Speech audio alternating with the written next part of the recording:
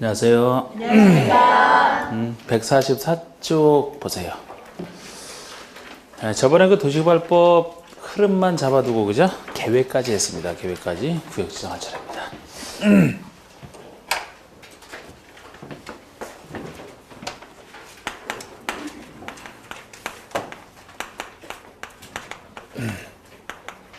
자, 이 흐름부터 정확히 잡아두셔야 된다고 했는데, 먼저 도시화 사업에 대한 계획이 필요하다. 그것이 개발계획이었고요. 그 다음에 구체적으로 도시개발구역을 지정을 했습니다. 이 순서가 뒤바뀌는 경우 살짝 있었고요. 예외적으로 녹지나 비도시 같은 데는 구역부터 지정을 하고 계획을 나중에 수립할 수도 있었다. 보통은 이제 계획구역이죠. 그 다음에 이 사업의 시행자가 누가 되느냐. 시행자는 믿어주는 공공과 그렇지 않은 민간으로 나눌 수 있었고, 민간 중에서 이제 조합, 이것이 도시개발 조합이었습니다. 자, 시행자가 지정이 됐으면 사업 실시계획을 작성해서 실시계획에 대해서 인가를 받게 되면 사업 시행권을 땄고, 사업 시행권을 땄다 그러면은 공사를 할 수 있는데 누구에게 뭘 줄지 그 계획은 방식에 따라 달라지기 때문에, 자, 시행자가 수용을 통해서 취득하는, 그래서 일반 공급하는 수용 사용 방식으로 할 때랑 땅과 땅을 바꿔주는 환지 방식으로 할 때 이 둘을 잘 구별하시면 됩니다. 섞어 쓰는 것은 섞어 쓰는 것에 불과하기 때문에 이 방식으로 해왔다라면 공급 계획을 작성해서 지정권자에게 제출하는 얘기가 나오고, 그 다음에 공사를 시작해서 공사가 끝났다 하면 준공검사 공사 완료 공고 후에 일반 분양을 해버립니다. 환지 방식이라면 환지 계획을 세워서 환지 계획에 대해서 인가를 받고 나서 역시 공사 시에서 끝났다 그러면은 준공검사 이후에 별도로 이제 줄 사람에게 여기는 따로 환지를 특수하게 처분하는 이런 얘기가 이제 존재하죠. 여기는 일반에게 공급하는 것이라 따로 얘기는 없고. 자, 요 공사기간의 장기간일 때 중간에 다른 절차와 달리 환지 예정지는 지정할 수 있는 임의적 제도로서 중간에 존재했고요.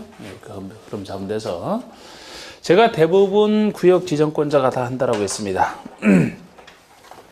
대부분 구역 지정권자가 다 하는데, 이 구역 지정권자 그냥 지정권자라고 답하시면 돼요. 지정권자. 요 사람이 구체적으로는 시도지사, 대도시장이죠. 시도지사급에서 주로 합니다. 대도시에서만 대도시장이 추가적으로 되어 있고요. 예외 국장, 요 사람이 지정권자로서 그냥 지정권자가 다 한다라고 보시면 돼요. 자, 하나 빼놓고죠. 환지계 인가권자. 환지계 인가권자인 자치도지사, 시장, 군수, 구청장 하나 빼놓고 대부분 다 지정권자가 한다라고 했습니다.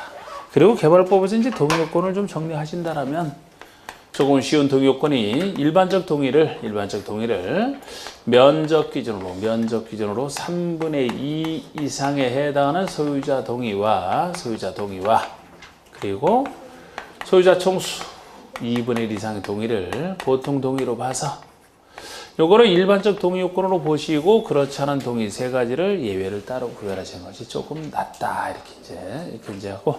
자, 지금 이제 지정권자 할 차례죠? 지정권자 할 차례입니다. 자, 그럼 지정권자라면 살을 좀 더 여기다 붙이기를. 그러면 이 사람들이 지정권자인데, 행정청 중에서 시장, 군수, 구청장은 뭐 하는 사람이냐? 시장, 군수, 구청장은 지정권자는 아니기 때문에 관할구역에 대해서 구역을 지정할 필요가 있다. 그럼 지정은 못하고요. 바로 윗사람인 시도지사에게 구역정을 요청하는 요청권자라고 했습니다. 요청하면 지정을 해줍니다. 시도지사가. 그 다음에 시행자가 될 수 있는 자 12사람 중에서 제한권자가 있어요. 제한. 만약에 이들 중에서 구역을 지정을 제한을 해서 구역 지정이 되게 되면 이 사람이 시행자를 지정해 줄 때 제한한 자를 우선적으로 지정할 수가 있어요. 그래서 이제 제한을 할 수가 있는데, 누가 제한할 수 있느냐? 이 시행자 될 수 있는 자 중에서도 행정청이나 조합을 제외한 시행자가 될 수 있는 자가 제한권자입니다. 근데 일단 행정청이나 조합은 제한 못한다라는 거. 요거를 제외한 나머지. 왜 행정청은 제한을 못하느냐? 저기가 필요하면 요청을 하든지 아니면 직접 지정하면 되잖아요. 따로 이 제한을 인정할 필요가 없네, 그죠? 조합은 왜 못한다고 했습니까? 제한할 때는 없어요, 조합이. 다른 공사 등은 뭐 그전부터 있던 사람인데 자격이 있는 거 아닙니까? 도시개발 조합이라, 요거는 도시개발 사업회라고 따로 만든 조합이라 구역 지정 이후에 만들어져요. 그러니까 구역을 지정을 제한할 때는 있을 수가 없는 거예요. 없는데 어떻게 제한을 합니까? 잘 생각하시고 요 둘을 뺀 나머지 시행자가 제시자가 제한하는데요. 제한할 때도 보통 구역 지정을 제한한다면 지정권적에 제한할 것 같은데 지정권적에 제한하는 게 아니고 시장군수구청장이 원칙적으로 제한한다는 것도 특이한 겁니다.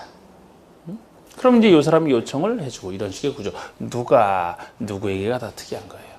그리고 이때도 이 제한을 할 때 민간이 제한할 때는 민간 시행자가 제한할 때는 면적 3분의 2 이상 동의. 면적 3분의 2 이상의 동의를 요한다. 요거 여기 일반 동의에 대한 예외 중에 하나입니다. 총수는 필요 없잖아. 면적 3분의 2. 그런데 이것도 항상 민간이 제한할 때 요건을 갖춘다는 게 기본이에요. 공공이 제한할 때 동의 요건을 채워야 된다. 그 자체가 틀린 겁니다. 숫자는 그 다음 얘기고 민간에 대한 차별. 괜히 민간이 제한해서 받아들여줬으면 민간이라 못할까 봐 일정 수의 동의를 받아야만 제한할 수 있다. 요 구조 저기다 붙이는 거죠. 하나죠. 자, 보시면 이제 구역 지정권자를 보시면 이제 원칙은 특별시장, 광역시장, 도지사, 특별자치도지사, 시도지사입니다. 또는 대도시장이잖아요. 그래서 시도지사나 대도시장은 계획적인 개발이 필요하다고 인정될 때는 구역을 지정할 수 있다. 이 사람이 원칙적 지정권자고요. 방가리 2번은 둘 이상의 시도, 대도시에 걸쳐서 지정을 한다. 그럼 어떻게 할 것이냐는 겁니다. 관계 시도지사, 대도시장이 협의하여 구역을 지정할 자를 정한다예요. 공동지정이 아니고 협의를 해서 한 사람을 정한답니다. 우리가 이제 이런 게 지금 여기서는 요 한 사람 빼놓고 행정처럼 하면 지정권자가 다 관련돼 있다 그랬잖아요. 근데 이렇게 일하는 사람 뽑을 때는 공동으로 지정한다 그러면 안 돼요. 둘 이상의 시도, 대도시에 걸쳐 있다고 해서 공동으로 지정하게 되면은 일할 때마다 협의를 해야 돼. 일할 때마다. 불편해서 못합니다. 그래서 혼자 할 수는 없으니까 협의를 해서 한 사람을 정해주면 그 사람이 쭉 하는. 계획 세울 때는 공동 수립도 있거든요. 계획으로 끝나니까. 근데 여기서 이제 일할 사람 뽑을 때는 공동 지정하게 되면 계속 그런 문제가 생겨서 이런 식의 구조예요. 협의를 해서 한 사람 정한다. 이런 구조가 되는 겁니다. 자, 협의를 해야 될 대상도 있습니다만 양가로 2번 보세요. 국장지정구로 행사하는 경우를 좀 더 구역지정 파트에서는 많이 물었던 겁니다. 국장이 직접 나서는 경우가 드문 케이스거든요. 뭐 나라 일과 관련돼 있으니까 나설 거 아닙니까? 자, 양가로 2번 보시면 국장은 다음에 하나에 해당할 때는 직접 구역을 지정할 수 있다. 5가지 다 이해하시면 돼요. 자, 국가가 사업을 실시할 필요가 있답니다. 당연히 국장이지. 나라가 할 필요가 있는데. 두 번째는 관계 중앙행정기관장이 요청할 때요. 중앙행정기관장. 요거를 2번을 제일 많이 바꿔서 내거든요. 시장군수구청장이 요청한다라고 해서 틀리게 내는. 여러분, 시장군수구청장은 국장에게 요청을 못하죠, 그죠? 시도에서 요청한다 그랬잖아. 여기에 대한 예외로서 국장에게 직접 요청했을 때 국장이 지정하는데 그것이 중앙행정기관장이죠. 중앙행정기관장이면은 어느 일과 관련해서 요청하는 겁니까? 나라 일과 관련해서 요청하잖아. 시장군수구청장이 무슨 나라 일을 걱정합니까? 시군구 일과 관련해서 요청할 테니까 시도에서 하는 거지. 이렇게 바꿔서 틀리게 내는. 또 하나는 제한. 저 제한 여기에 대한 예외 중에 하나예요. 여기서는 주로 시장군수구청장이 제한할 수 있다고 했잖아요. 그런데 이 중에서 일부는 국장에게 직접 제한할 수 있는 경우를 얘기합니다. 왜 국장에게 제한할 수 있느냐? 국가계획과 관련이 있어서 그래요. 보세요. 국가계획과 관련이 있기 때문에 아무나 안 되고 공공기관장이나 정부 출연기관장이 사실 엄밀하게는 영의정하는 공공기관 이렇게 해놨는데요. 여기 딱 보시면은 공사 중에서도 지방공사는 빠져. 지방공사가 국가일을 할 일이 없잖아요. 그래서 보통의 공공기관장이나 정부 출연기관장이 30만 이상으로서 국가기획과 밀접한 관련이 있어서 제한할 때입니다. 이런 요건 채웠을 때 국장에게 할 수 있지 다른 때는 안 돼. 또 4번에 둘 이상의 시도, 대도시에 걸치는 경우로서 관계 시도사, 대도시장 간에 협의가 안 될 때. 아까 협의해서 한 사람 정해준다고 했잖아. 근데 그 협의가 안 된다라면 국장이 나설 수 있다는 얘기죠. 그 다음에 천재지변 그 밖에 긴급한 경우, 항상 천재지변 긴급한 경우라면은 어디서나 예외를 인정하는 사유니까 이렇게 다 이해하시면 합니다, 이게. 여기 햇빛이 잘 들어와서 그냥 여기 아주 근데 어디 들 데도 없네 이게.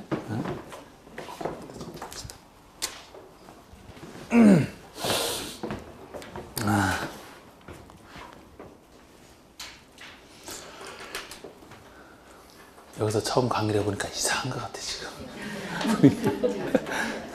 여러분들이 이제 적응이 됐죠? 며칠 됐으니까. 자, 하여튼 국장이 하는 경우 좀 잘 보셔야 되고요. 그 다음에 이제 2번에 1번 보시면 아까 저기 써놨던 거. 보통의 시장원수 구청장은 바로 윗사람인 시도지사에게 구역 지정을 요청할 수 있는 요청권자라고 합니다. 그 다음에 지정 제한을 보시면요. 방금 1번에 누가 제한할 수 있느냐? 국가지자체 조합이 아닌 자로서 시행자가 될 수 있는 자잖아. 행정청 안 돼요. 조합 안 돼. 없어서. 아닌 자로서 시행자가 될 수 있는 자가 넘겨보세요. 누구에게 제한하느냐? 지정권자가 아니고 시장문수 구청장에게 구역 지정을 제한할 수 있다. 근데 반가로 2번이 아까 국장에게 직접 제한하는 예외를 얘기하고요. 이때 제한할 때 반가로 4번에 1번 보세요. 동의요건. 조합을 제외한 민간시행자에 해당하는 자, 즉 민간시행자는 조합은 없으니까 빠지는 것이고요. 민간시행자는 구역을 제한하고자 할 때는 면적 3분의 2 이상에 해당하는 소유자 동의. 예외 중에 하나, 민간시행에 대한 동의요건. 이 정도로 보여드렸던 겁니다. 자, 그 다음에 옆에 페이지에 뭐 구역이 이런 거 나중에 보시면 되고, 넘겨보세요. 150쪽 가보세요. 150쪽. 자, 구역 지정의 효과가 나옵니다. 구역을 지정하면 어떤 효과가 생기느냐 하는 건데요. 먼저 양가 1번 보시면 도시개발 구역이 지정고시된 경우에 해당 도시개발 구역은 도시지역과 지구단위계획으로 결정고시등서로 본다. 다만 도시지역 외에 지정된 비도시에 지정된 지구단위계획구역 및 취락지구 이 두 군데 지역인 경우에는 그러하지 아니하다. 이것도 기본 효과 중에 하나예요. 자, 예를 들어 여기가 도시개발 구역으로 지정이 됐다라면은 구역으로 지정이 됐다라면은 도시개발구역으로 지정이 됐다라면은 관리계획 세울 필요 없이 어느 지역으로 결정구시된 것으로 의제되느냐 보느냐. 도시지역과 지구단위계획구역으로 도시지역과 지구단위계획구역으로 지정고시된 것으로 보겠다라는 겁니다. 예를 들어 여기가 농림지역이었어요. 이 상태에서는 개발을 못하지 않습니까? 도시지역이 개발할 땅이니까 농림지역을 도시지역으로 보내야 변경을 해야 개발할 수 있다는 건 너무 뻔한 일이기 때문에 뭐 뻔한 일을 그렇게 관리계획 세우느냐. 저절로 이 땅에 대해서 도시개발구역이 지정되는 순간에 이 땅은 저절로 도시지역으로 결정구시된 것으로 보겠다는 거예요.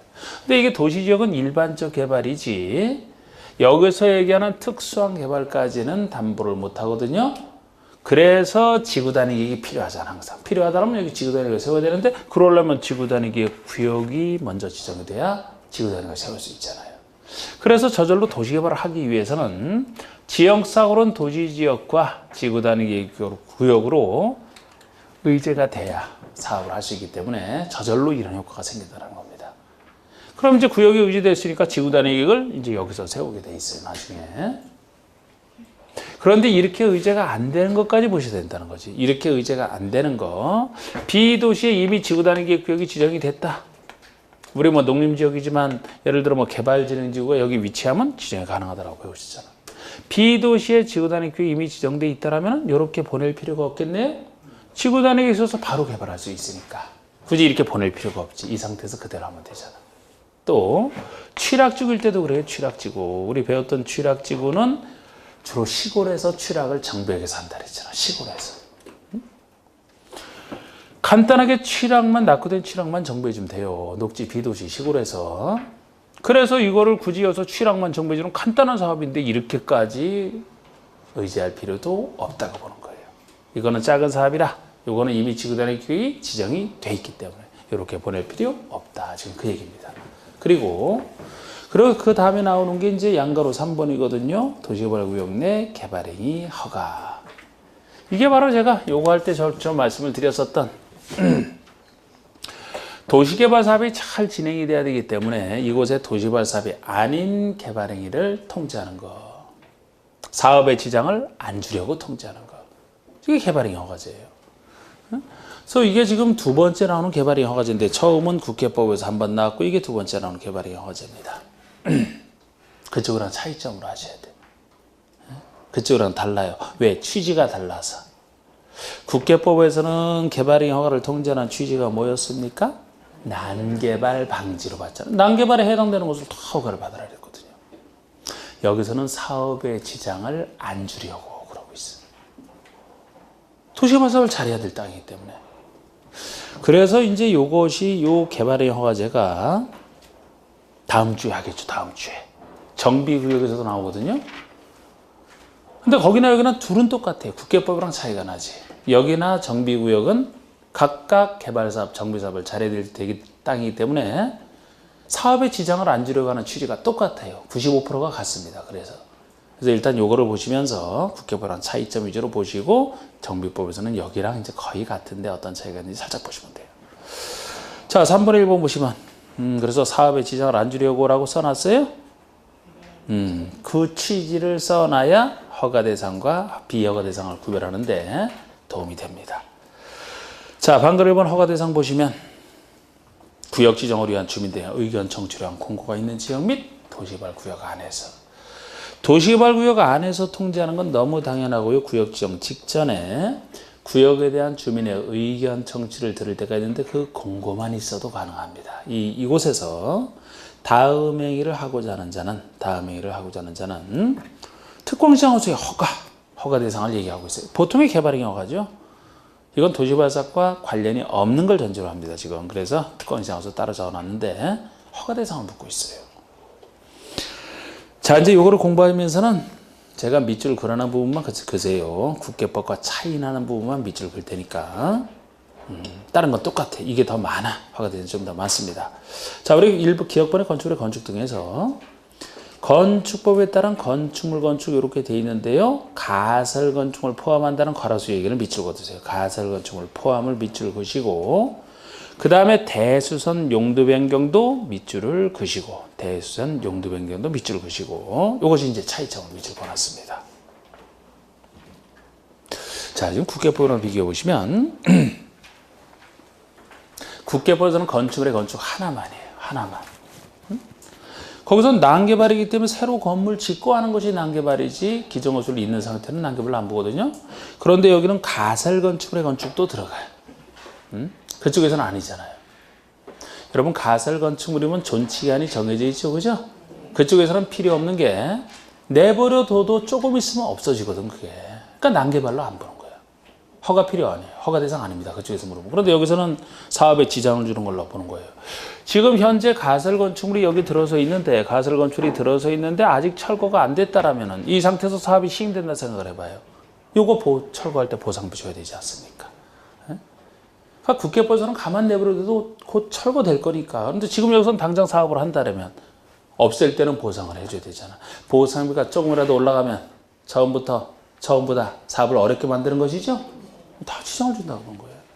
그 다음에 대수선 용도 변경이 나오는데 예를 들어 건축물이 있는 상태에서 크게 고치는 대수선을 하든지 쓰임새인 용도를 바꾸는 용도 변경 행위를 할 때 국계법에서는 난개발이 아니지. 왜? 건물 모양은 그대로 있으니까. 그쪽에서는 허가 대상 아니에요. 근데 여기서는 대수선 용도 변경을 통해서 건축물의 가치가 올라가죠? 그럼 보상비가 올라가겠네요? 사업에 지장을 준다고 보는 거죠. 이렇게 더 넓어요, 여기가. 하여튼 그 취지대로만 이해하시면 돼요. 취지대로. 니은번 공작물 설치 똑같습니다. 디귿번 형질 변경 똑같아요. 리을번 토속 채취 똑같아요. 다만 형질 변경을 목적으로 하는 것은 제외. 거기에 대해서 목적에 대해서 허가 받으니까 똑같아 이것도. 미음번은 밑줄 것이고 토지 분할 자체가 차이점입니다. 자, 우리 토지 분할이면요, 국회법에서는 모든 토지 분할이 아니고 일정한 면적에 미달되는 너비 5m 이하 조그맣게 분할하는 것을 단계발로 봤잖아. 근데 여기는 그런 얘기가 없죠? 그럼 여기는 면적에 상관없이 모든 토지 분할이 허가 대상이 된다는 얘기잖아. 더 넓잖아 이렇게. 응? 여기서는 면적이 아니고 토지 분할되는 것 자체가 아무리 넓게 분할이 되더라도 분할되는 순간에 토지 소유자 수가 늘어나잖아요. 응? 토지 소유자 수가 늘어나면 그 자를 챙겨야 될 사람이 많아지기 때문에 사업성이 악화돼요. 그래서 여기는 면적 문제가 아니에요. 이건 토지 분할 자체가 아무리 넓게 분할돼도 사람 수가 늘어나기 때문에 소유자 수가 많이 늘어나면 너무 많이 늘어나면 사업 못합니다. 사업성이 악화돼서 토지 분할 자체가 허가 대상이에요. 물건 쌓아놓는 행위도 어떤 차이가 있냐면, 자, 옮기기 쉽지 아니한 물건에 밑줄 그어두시면 돼. 옮기기 쉽지 아니한 물건에 밑줄 그어두세요. 1월은 똑같습니다. 자, 우리 국회법에서는 녹관자에서 여기 그런 얘기는 할 필요 없죠. 도시개발구역이 전제돼 있으니까. 근데 1월 이상은 똑같아. 근데 차이점은 여기는 이 얘기했잖아. 옮기기 쉽지 아니한 물건을 전제로 한다고. 만약에 옮기기 쉬운 물건을 아무리 오랫동안 쌓아놔봤자 법에서 옮기기 쉽다는 얘기는 옮길 때 돈이 안 들어간다는 얘기예요. 사업에 지장을 안 준다는 얘기거든. 옮기기 쉽지 아니한 물건이래야 옮길 때 돈이 들어가죠. 그래서 사업에 지장을 주는 걸로 보는 거예요. 그래서 옮기기 쉽지 아니한 물건을 전제로 하는 겁니다. 그 아래 종목의 벌채 시기에는 통째로 밑줄 역시 거두시고, 이게 가장 큰 차이예요. 국계법에서는 나무를 심고 베는 것은 아예 난개발로 안 봐. 나무 심고 베는 게 무슨 난개발입니까? 근데 여기서는 사업에 지장을 주는 걸로 보죠. 예를 들어서 여기 나무가 훌륭한 나무가 있었어요. 여기 나무들이 뭐 숲이 아주 훌륭했습니다. 숲이 훌륭했어. 응? 좀 이상하게 그려져 있지만 훌륭하다고 생각해봐. 아주. 이런 숲이 있으면 이거 내버려 두고 다른 숲이 없는 곳을 개발하겠다 이렇게 설계를 해놨어요. 이런 거 숲이 도시 개발하는데 중간에 좋은 숲이 있다면 이거 자체가 엄청난 프리미엄이죠 이게. 그런데 만약에 벌채를 통제하지 않아서 이걸 싹 베버렸다 칩시다. 그럼 사업에 지장을 주잖아. 이것 때문에 들어오려고 했던 사람 안 들어올 겁니다. 그러면 건물이 수목이 없는 땅에, 중목이 없는 땅에 개발을 하려고 생각을 했더니만 나무를 막 심는다. 식재. 왜 심는다 그랬어요? 다 보상받으려고 심는다 그랬잖아. 그게 다 사업에 지장을 주는 것들이라니까. 여기서는 허가 대상이 되는 거예요. 국계법에서 물었다면 아니지만, 네? 차이점을 아셔야 된다고 이렇게. 반거래분에 허가받지 않아도 되는 사항이 쭉 나오는데 역시 하나하나 이해하시면 돼요. 사업에 지장을 안 주는 것들이죠. 기역, 니은, 디귿은 그쪽이나 이쪽이랑 똑같습니다. 나머지 여기 있어도 나머지 있는 것도 그냥 말 그대로 객관식이니까 나왔을 때 이해만 해서 풀어보시면 돼요. 자, 예를 들어 기역번에 재해복구랑 응급조치, 응급조치 성격상 무슨 허가를 받습니까? 어디서나 안 받지. 니은번은 농림수산물 생산에 직접 이용되는 것으로서 간이공작물. 자, 우리 공작물 설치가 원칙이 허가입니다만 이건 간이공작물이라, 간단한 간이공작물이라, 그것도 농사 짓기 위한, 농업,林업, 수산업을 위한, 생업을 위한 간이공작물이니까 하면 걸로 보는 거예요. 대표적인 예가 비닐하우스. 농사 짓겠다라고 비닐하우스 하나 짓는데 버섯재 배사, 고추 건조장, 탈곡장, 농사 짓기 필요한 이런 거 설치하는데 이게 무슨 난개발이 되겠습니까? 저 사업의 지장을 어쩔 수 없다고 보는 거예요. 이거는 생업이 한 것이라. 사실 국회법에서도 안 봤지만 이런 내용 비슷하게 있습니다. 자, 우리 경제가령 형질 변경이면요, 그쪽이나 이쪽이나 똑같죠. 농사 짓기 위한 형질 변경이라 역시 이것도 허가 대상이 아니다. 이건 똑같은데 리얼본 보시면 도시개발구역 개발에 지장을 주지 않고 자연경관을 손상하지 않는 범위 안에서 토속 채취 이렇게 얘기를 합니다. 개발에 지장을 안 준대요. 또 자연환경도 훼손하지 않는데. 그런데 이게 무슨 난개발이 되겠습니까? 아니, 난개발이 아니고 사업에 지장을 주겠습니까? 아이고, 지금 들어가신 분 그래도 허리 아프면 어떡하려고 그렇게 심하게 허리를 굽히고, 그 정도면 여기 화면에 안 나와요. 아유, 지금도 저렇게 허리를 굽히고. 허리 보호해야지. 이거 나오면 찾겠어요, 이거? 허가 대상 아닌 걸로? 보면 되잖아, 지금. 자, 미음번의 도지발구역에 남겨두고 결정된 대지에 물건을 쌓아놓는다. 이거는 왜 가벼운 것입니까? 남겨두기로 결정된 대지에 쌓아놓는데요. 그러면 남겨두기로 결정된 대지라면 사업 시행자가 사업을 할 때 여기 손을 대요, 안 대요? 안 된단 말이에요. 사업할 때 아무리 물건 많이 쌓아놔봤자. 예? 거기 손댈 땅이 아닌데 무슨 사업에 지장을 줍니까? 또 비읍번은 관상용 종목의 임시식재. 이거는 왜 가벼운 겁니까? 임시식재라. 잠깐 심어놓는 건데 보상해줄 필요 없잖아. 임시식재라 가벼운 거예요. 그런데 이건 주의하실 게 괄호 속에 경작지에서 임시식재는 제외한다 이런 표현을 씁니다.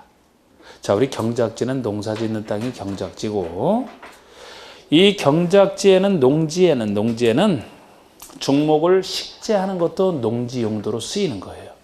그렇기 때문에 아무리 임시식재라도 경작지에서 심는다 그러면은 거기에 따른 보상을 해줘야 돼. 그 용도로 쓰는 것이기 때문에. 그래서 다시 허가 대상이 되는 겁니다. 그러니까 보통 여기서 임시식재 허가 대상이 아닌 것은 경작지가 아닌 곳에 지을 때를 전제로 하는 거예요. 예를 들어서 지목이 대인 땅에 대지에다가 잠시 건물 지을 땅인데 중목을 임시식재했다. 보상해줄 필요 전혀 없거든. 거는 경작지에서는 해고를 해줘야 돼요. 지금 요 얘기는 거의 정비구에서 거의 같이 있습니다. 지금 여기서 자세히 한번 보시고 그쪽에서는 같은 건 이제 차이점만 보실 거예요. 방금으로서 한번 기득권자 보호 보세요. 역시 기득권자 보호가 나오는데 이것도 정비법이랑 여기 똑같아요. 도시개발구역이나 정비구역이 지정됐다 그러면 지정되기 전의 옛날 규정에 따라 허가 등을 받아 공사에 착수한 자는 기득권자로서 새로운 행위 제한에 가해졌을 때 어떻게 할 것이냐? 어떻게 보호를 해줄 것이냐? 30일 내 신고라는 거. 30일 내 신고라는 거.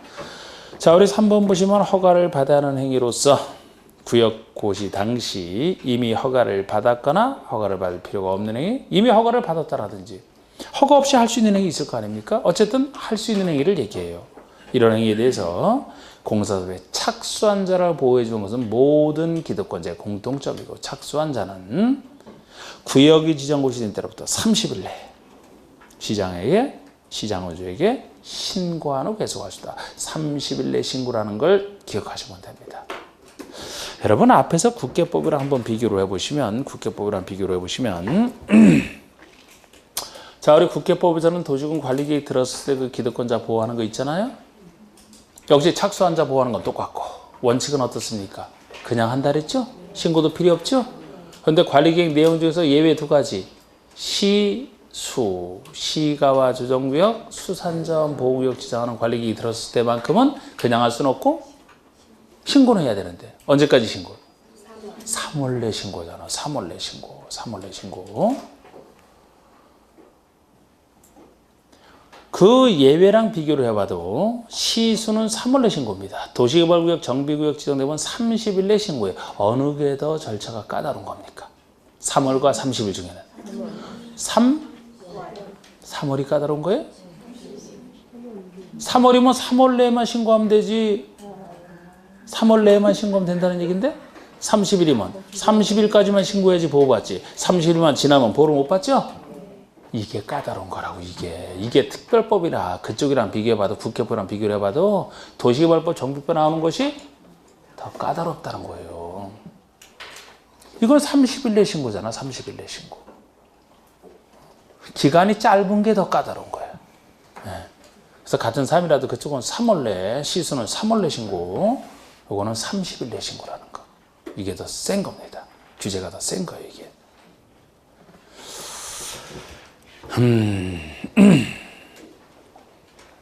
자, 그러면 됐고요. 이것도 넘겨보세요. 자, 이제 구역의 해제 의제 사유가 나오는데, 자, 우리 해제 의제 사유 뭐 앞에서 국회법에서 한번 나왔는데 2번째 나오는 건데 뭐 원리는 다 비슷합니다. 자, 한번 보시면 이 구역이 지정돼서 이런 효과가 생겼는데 이 구역이 해제되는 사유가 있어요. 구역이 없어지는 사유가. 여기서는 자동 해제죠. 그러니까 해제된 것으로 보는, 해제된 것으로 의제되는, 해제된 것으로 보는 사유가 있는데 크게 이 해제 의제 사유는 크게 둘 중에 하나예요. 어디나 마찬가지죠. 사업이 미시행 시, 사업을 해야 될 땅에 사업이 안 되고 있다라면 안 될 것 같으면 해제를 해버리겠다. 반대로 사업 시행이 완료됐을 때, 우리 국회에서 살짝 배운 거 있어요? 비슷한 원리입니다. 사업이 미시행, 반대로 사업 시행이 완료가 돼서 둘 중에 하나예요. 효과는 역시 이미 했습니다. 만약에 여러분 사업 시행이 미시행으로 해제가 됐다라면은 구역 지정으로 의지했던 이 효과는, 요것들은 과거로 환원되거나 폐지된 것으로 본다. 요거는 환원, 요거는 폐지된 것으로 봐요. 미시행이니까. 사업 시행이 완료가 돼서 해제가 됐다라면은 환원이나 폐지된 것으로 보지 아니한다. 이미 사업이 끝났는데 이거를 과거로 되돌리면 어떡합니까? 여기에 따라 효과가 달라지는 것도 이미 했었어요. 원리 똑같아요. 단지 여기서는 이제 어느 때 해제된 것으로 보느냐, 그 사이를 보시면 돼요. 여기서는 원리는 다, 나머지 원리는 똑같으니까. 자동 해제는 항상 다음 날에 붙는 건 당연하죠. 모든 해제는 다음 날에 붙는다 그랬잖아. 자, 먼저 요거부터 생각해 봐요. 사업 시행 완료된 사유는 그냥 우리가 이 틀 속에서 보시는 게 그냥 쉬워요. 보통 이 방식이다 그러면은 언제 공사가 끝났다라고 봐야 돼요? 언제 끝나는 거예요? 공사 완료 공고일.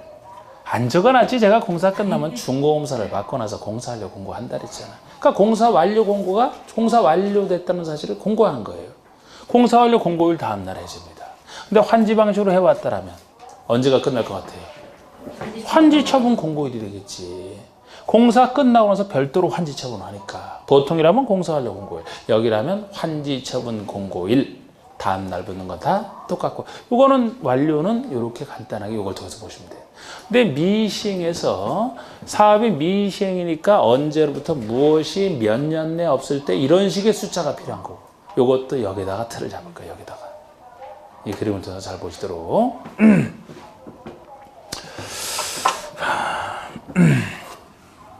자, 지금 구역이 지정된 상태에서 사업이 안 할 때 아닙니까? 구역이 지정된 상태에서 사업이 안 될 때. 그래서 우리 사업의 시행에 있어서 제일 핵심 절차를 사업 시행권을 따는 실시의 인가 신청으로 보기 때문에 구역의 지정에서 빨리 실시의 인가 신청을 하라. 이 핵심 절차는 인가 신청을 3년 내 안 하면 그 다음 날 구역은 해지정사를 본다. 만약에 녹지 비대에서 구역을 먼저 지정을 하게 되면 구역 다음에는 계획을 수립하고 나서, 그 다음에 계획 수립하고 나서 인가 신청 들어갈 겁니다. 그죠? 순서가 이렇게 되죠? 보통이라면 요때서부터 요거, 보통이라면 요거 다음에 요거 나오고 요거 다음에 요거 나오니까 요것이 2년이고 요것이 3년이에요.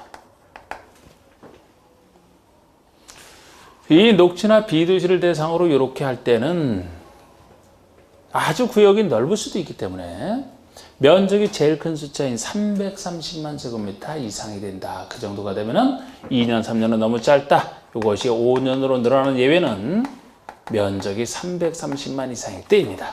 자, 어쨌든 이 숫자를 기억하기 위해서 여기다 표시를 해놨는데 다시 한번 분석을 해보면 구역이 고지된 때로부터 계산하든 이것이 나중에 들어서서 계획 고지된 때부터 계산하든 둘 다 실식의 인가 신청은 둘 다 똑같이 3년 내 없을 때다. 요때든 실식의 인가 신청은 둘 다 3년인데 구역과 계획 사이가 2년이죠. 이건 둘 다 3년인데 요 그림으로 요것이 이제 330만 이상 되면 5년이고 다음 날 붙는 건 똑같고.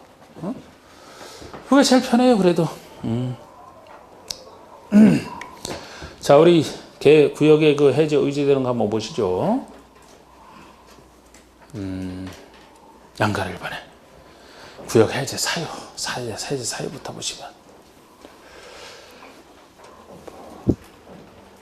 둘로 나눠지지 않습니까? 반갈 1번은 사업이 시행되지 않을 때고 반갈 2번은 사업이 완료된 사유가 돼요.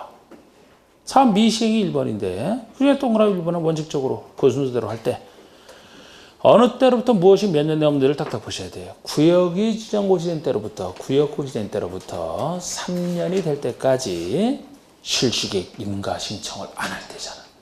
구역과 인가 신청 사이 3년을 얘기합니다. 그 다음 날에 구역 지정은 해제된 것으로 본다.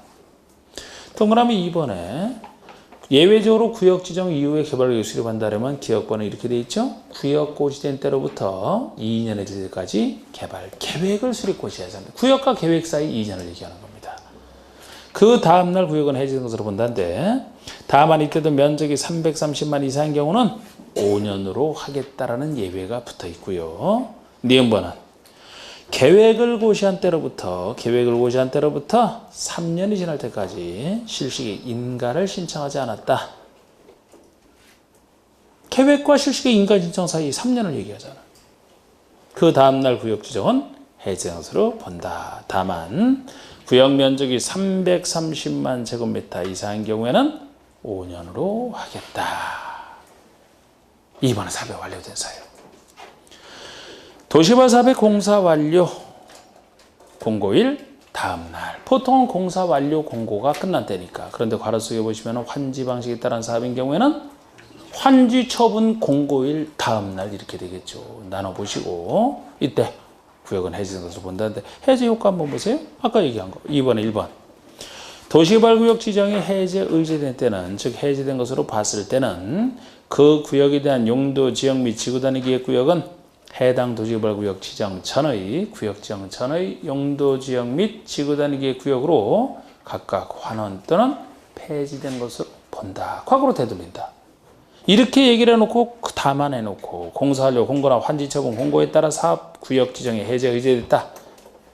사업시행 완료로 해제 의제된 때에는 그러하지 아니하다. 환원 폐지된 것으로 보지 않는다. 이건 뭐 원리는 똑같은 겁니다. 예.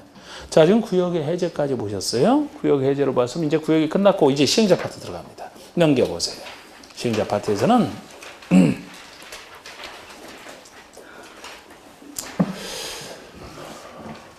보통은 12사람 중에서 시행자를 지정하는 게 원칙이라고 했습니다만 제가 저번에 환지 방식은 당사자가 사업에 종전의 땅을 제공하고 사업에 참여하는 성격상 12사람 중에 지정하는 게 아니고 환지 방식에서만큼은 별도로 토지 소유자나 조합을 시행자로 지정하는 것이 원칙이다.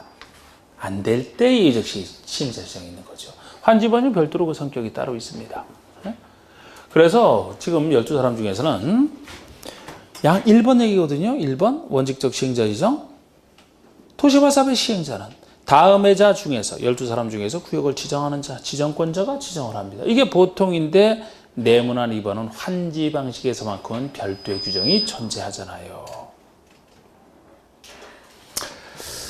그런데 그래서 1번에 12사람 중에 지정하는 이 얘기는 그 12사람을 이건 거의 시험에 잘 안 나와요. 작년에도 여기서 3번의 정부 출연 계획 기업번 얘기 하나 나왔지만 정답과 관련 없는 지분이었고 이건 대충 보셔도 되고 이걸 통해서 공공과 민간 정도로 구별해 주시면 나중에 수용 방식에서 민간에는 차별받는다 해서 그때 주로 이제 민간이 누구냐 여기서 공공과 민간을 좀 구별해 주세요. 뭐 그것도 다 적어놨습니다만 자 먼저 박스의 1번 누가 시행자가 될 자격이 있느냐 행정청, 국가자치 당연하고요. 2번에 다음에 공공기관에서 여러 가지 공사 쭉 나옵니다. 3번에 다음에 정부 출연기관에서 기억번에 한국철도시설공단 역세권 개발사업 할 때만 니은번 제주국제자유도시개발센터 제주도에서 사업할 때만 4번에 지방공사까지 여기가 공공이에요. 공공. 지방공사 이상을 믿어주는 공공시행자로 봅니다. 그 다음에 5번부터 이제 10번까지가 민간 시행자로 보시면 되거든요. 5번의 구역 안에 토지 소유자, 시행자 될 자격이 있어요. 민간인입니다. 6번은 도시개발구역의 토지 소유자가 도시개발에서 설립한 조합. 이게 도시개발 조합이죠. 민간인입니다. 그런데 이 조합은 괄호 속에 도시개발 사업에 전부를 환지 방식으로 시행하는 경우에 하나한다 이 말이 붙어 있어요. 다른 것과 달리 조합만큼은 전부 환지 방식이라면 그냥 환지 방식을 얘기합니다. 이 환지 방식에서만 시행자가 된다는 걸 아셔야 돼요. 다른 데서는 안 돼요. 예를 들어 수용 사용 같은 데서는 이 사람들이 보상받고 나갈 사람인데 나가는 사람들이 만든 단체가 무슨 의미가 있습니까? 사업에 참여할 사람들이 만든 단체가 의미가 있지. 그래서 조합이 무조건 나오면 개발로서 조합 나오면 전부 환지 방식에서만 시행자가 될 사람이 다른 데는 시행자 자체가 안 됩니다. 이건 제가 저번에 한번 말씀드렸던 것이고 그 다음에 7번 보시면은 수도권 정비계획법에 따른 과밀역제 권역에서 수도권 외의 지역 지방으로 이전하는 법인 중 일정한 요건. 법인 민간인입니다. 그런데 우리 수도권이 서울, 경기, 인천이라고 했고요.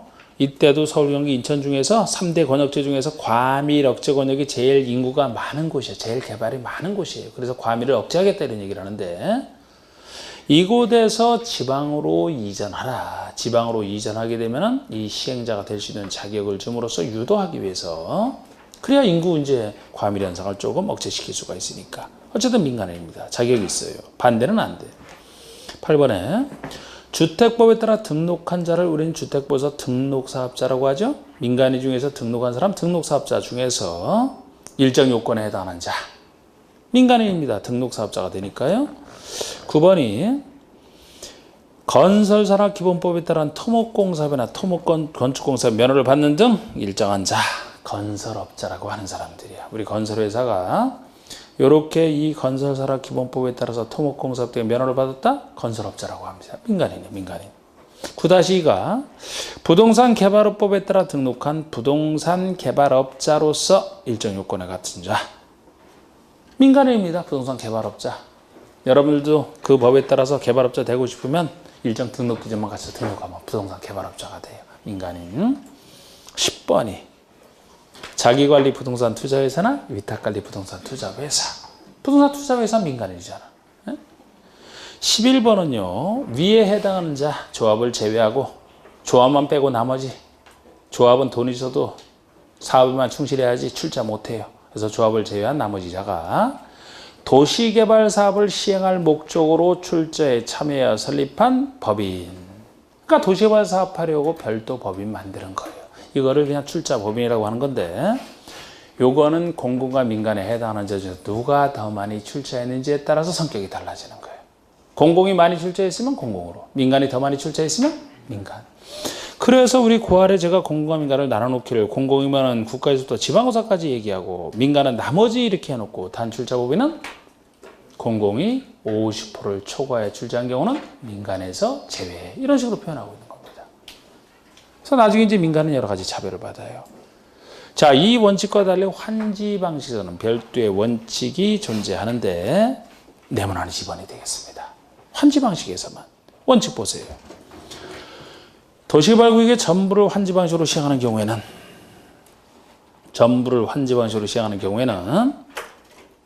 12사람이 아니고 당사자인, 사업에 참여하는 당사자인 토지 소유자 또는 조합을 시행자로 지정한다.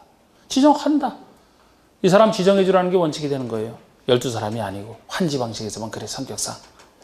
그런데 이때도 토지나 조합이 본인이 되고 싶다고 해야 시키지 억지로 시킬 수는 없기 때문에 뭐 안 한다 막 이럴 때 예외적으로 지자체 등을 지정할 수 있는 거예요. 원칙은 당사자를 아니면 예외적으로 지자체를. 2번 다시 그 예외가 나오죠.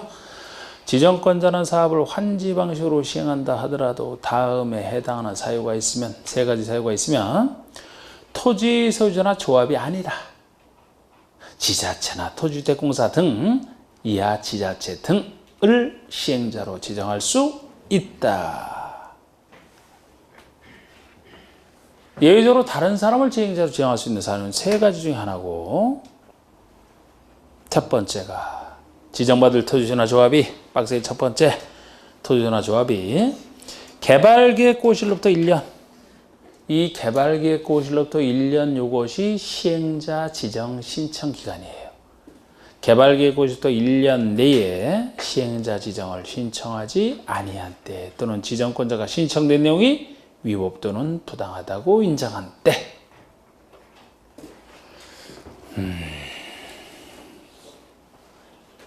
그러니까 지금 환지 방식에서 지정받을 토지나 조합이 여기 개발계획 고시로부터 1년 내에 시행자 지정을 신청하면요 그대로 지정을 해줍니다. 또 신청을 안 했대잖아. 안 했대잖아.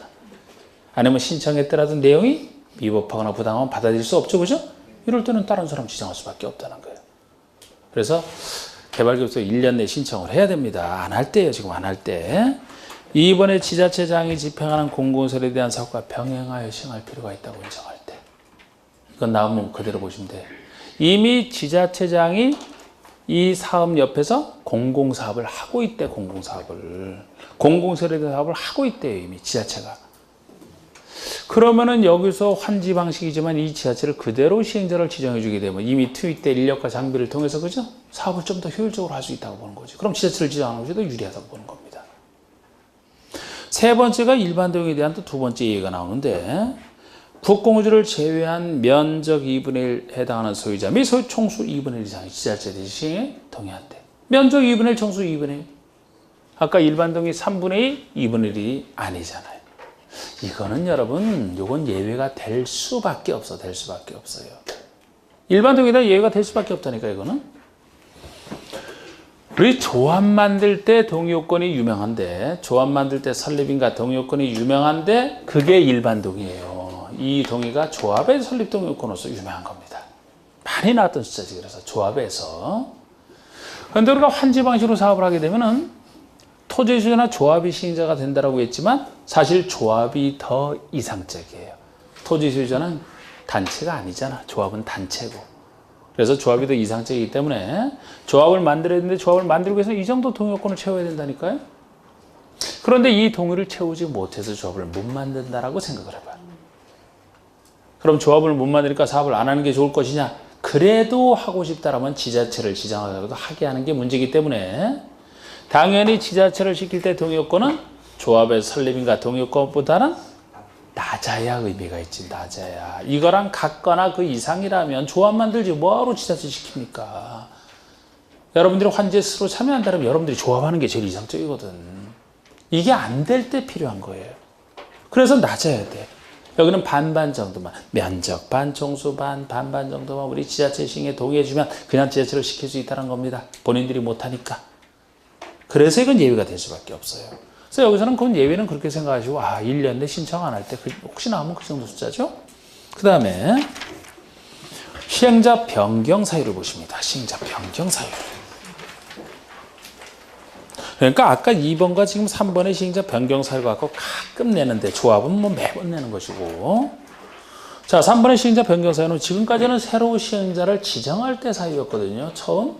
그런데 이거는 시행자 변경이라는 것은 시행자가 있는데 요 사람이 못할 때 다른 사람으로 바꾸는 거 아닙니까? 그러니까 시행자가 지정되어 있는 걸 전제로 하는 거예요.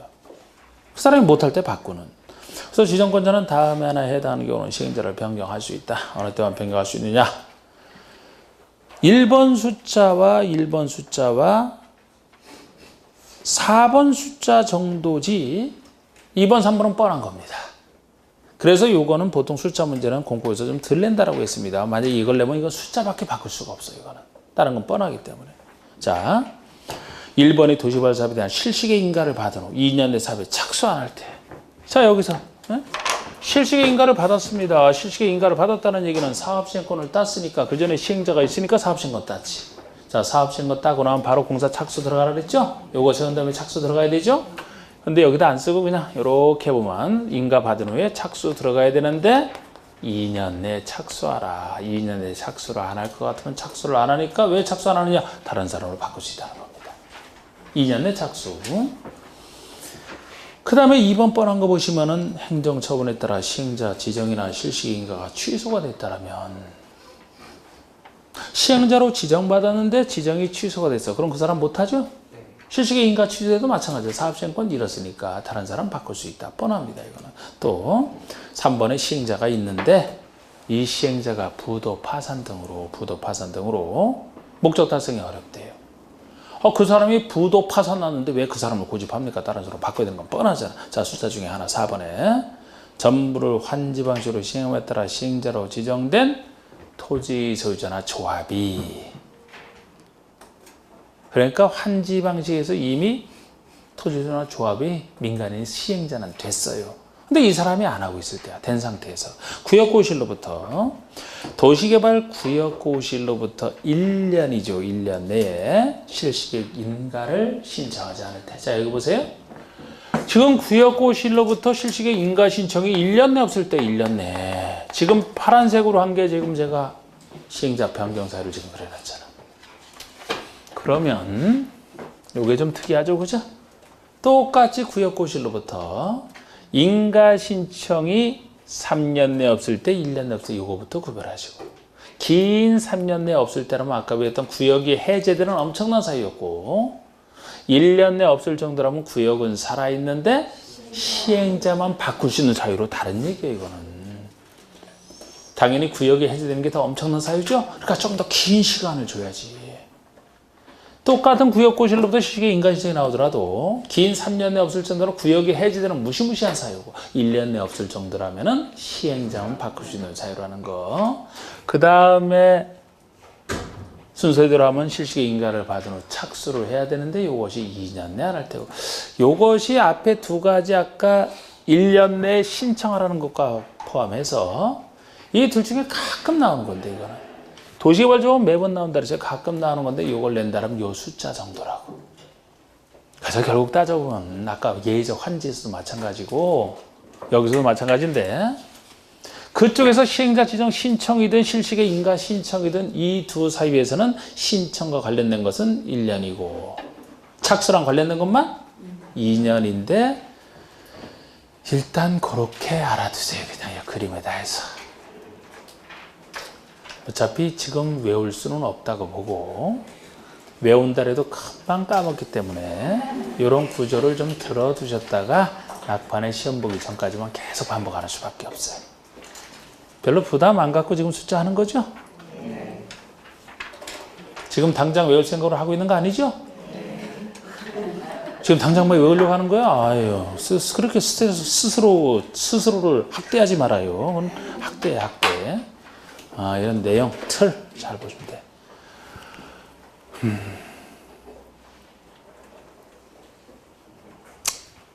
그리고 지금 저 그림도 열심히 그리려고 따라오시는, 열심히 그리세요. 제대로 뭐 어지러울지 몰라도. 자, 일단 쉬세요.